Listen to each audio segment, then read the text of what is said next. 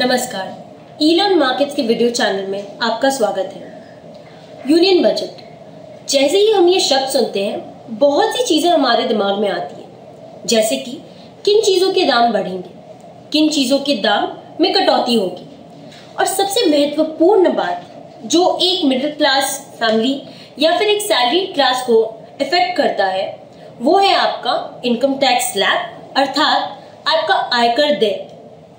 चलिए आज एक वीडियो के माध्यम से जानते हैं एक उदाहरण लेकर कि हम ये इनकम टैक्स कैसे कैलकुलेट करें, अर्थात हम इनकम टैक्स की गणना कैसे करें।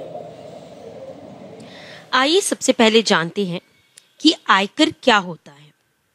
आयकर हमारे आय अर्थात इनकम का वो हिस्सा होता है जो हम टैक्स के रूप में, कर के रूप में गवर्नमेंट को देते हैं। आयकर स्लैब एक मेथड, एक प्रक्रिया होती है जिससे हम अपना इनकम टैक्स लायबिलिटी अर्थात कितना टैक्स हमें गवर्नमेंट को देना है वो हम निकाल सकते हैं।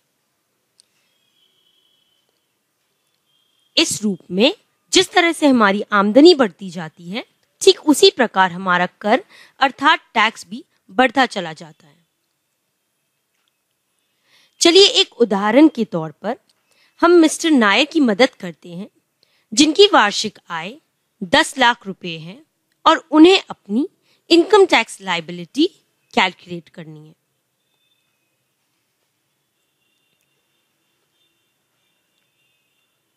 सबसे पहले ये जानते हैं कि जिस वर्ष के लिए इनकम टैक्स लायबिलिटी निकाली जा रही है उसका आयकर स्लैब क्या है।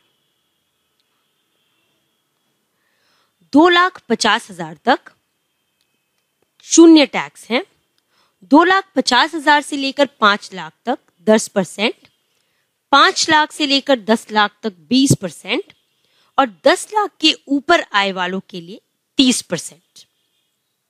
तो चलिए अब देखते हैं कि हम उनके इनकम टैक्स लायबिलिटी कैसे कैलकुलेट करेंगे। सबसे पहले 2.5 लाख तक के लिए जैसे हमने देखा कि लायबिलिटी शून्य है।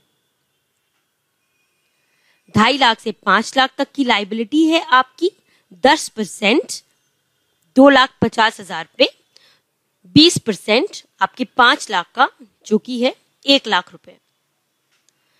इसके उपरांत हम ये निकालेंगे कि उनकी जो टोटल देय कर है वो कितनी आती है। जितना टैक्स हमने कैलकुलेट किया उसके उपरांत हमें सेस जो कि एजुकेशन सेस और secondary and higher education cess भी जोड़ने हैं। एजुकेशन सेस आपका 2% के हिसाब से और secondary and higher education cess 1% के हिसाब से निर्धारित होता है। जो टोटल देय कर होगी वो है आपकी 1,28,750 रुपए।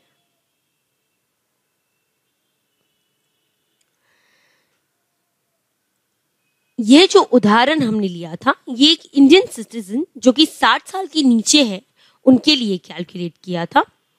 आप भी अपना इनकम टैक्स अपनी आय के अनुसार इनकम टैक्स स्लैब देखकर कैलकुलेट कर सकते हैं।